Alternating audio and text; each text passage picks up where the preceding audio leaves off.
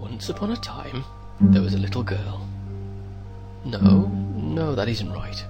You see, it wasn't just any time, and this wasn't just any little girl. This story is about Emmeline, and it all happened a long time ago in a town that doesn't exist. At least, not anymore. Emmeline was 3, the only child of a curator and a soprano. She had everything a child could want, but there was one problem. Emmeline had been forgotten by absolutely everyone. Mummy and Daddy were always preoccupied with the business of the day. The servants complained that she was underfoot. Even the postman, who brought letters that often made Daddy frown, never brought any letters for little Emmeline. There were no hugs, no bedtime stories, only a growing mountain of cold, lifeless toys who could not scare away closet monsters or admire her drawings, or more importantly, love her back. Emmeline tried her best to be a good little girl. Then she tried very hard to be a not-so-good little girl. Either way, no one was paying attention. There was nothing she could do. One night, Emmeline peeked out of her bedroom window and saw a beautiful star. It twinkled and glowed so brilliantly that Emmeline wondered if it was even a star at all, and not an angel who was up past his bedtime. She remembered a rhyme about such stars and how they could grant wishes, and if anybody had a wish, it was Emmeline. Emmeline closed her eyes and wished with all her might. She wished for a friend who could play with her and help her reach tall things, and protect her from the creatures in the shadows and never, ever, ever leave.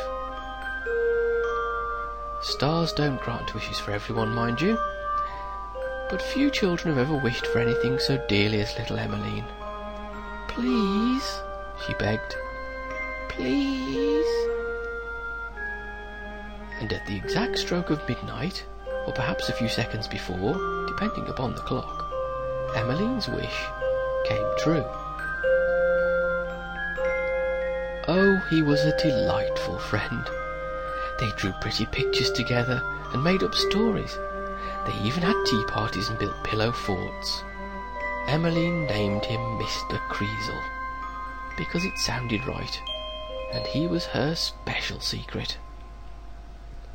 Mr. Creasle was great fun for a while, but after a time it seemed there was something missing. He was certainly the best friend she'd ever had, but only because she'd wanted him to be. He did everything she asked, but nothing more. He couldn't even love her on his own. This thought made Emmeline very sad. Then came the sound of cheering from the parlour, and soon after, the news. "Oh, isn't it wonderful, Emmeline?" said one of the maids, who never usually said anything to her. "Your mother is going to have a baby. You'll have a baby sister one day. Won't that be nice?" With that, the maid was gone as quickly as she'd come. Emmeline turned to Mr. Creasle, who, after considering the proper response, chose to frown. No, this was not wonderful. Not at all. This was the final straw, and Emmeline would not stand for it. With her fists clenched at her sides, and her face scarlet with rage, she opened her mouth and screamed. How dare they replace her with a new child? How dare they love another little girl? Emmeline screamed and screamed and couldn't stop screaming, and as she screamed, Mr. Creasle absorbed her wrath and began to grow. The more Emmeline screamed, the bigger and uglier he became, until he outgrew the entire house. With a terrifying roar, Mr. Creasle carried out the revenge Emmeline wanted more than ever. Crack! Went the rest of the house, and everyone inside it. Crash! Went the neighbourhood, whose children never asked to play with Emmeline. On Mr. Creasle stormed, tearing to pieces everyone and everything who'd ever failed his creator. The ice cream truck that never stopped for her, the reverend who chuckled at her prayers, even the postman, all met a swift and terrible demise.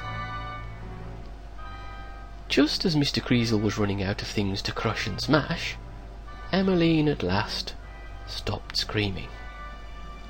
Exhausted and heartbroken, she sat upon what was left of her bedroom floor and cried. Oh, why hadn't anyone loved her? Why did Mummy and Daddy want a new daughter when Emmeline would have done anything, for a simple hug, a kiss on the forehead, even a good scolding? But everyone was gone.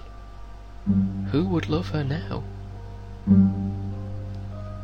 Lighting up the night sky was the very star upon which he'd wished not so very long ago.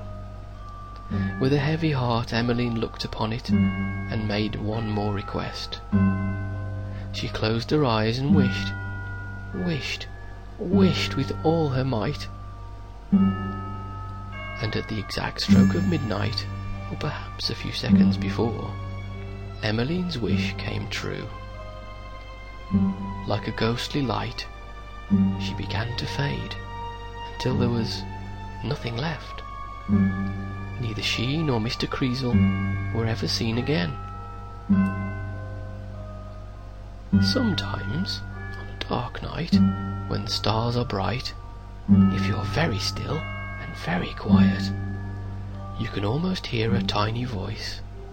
Please, please, whispers the wind, forever echoing the one wish of a little girl who was forgotten by absolutely everyone.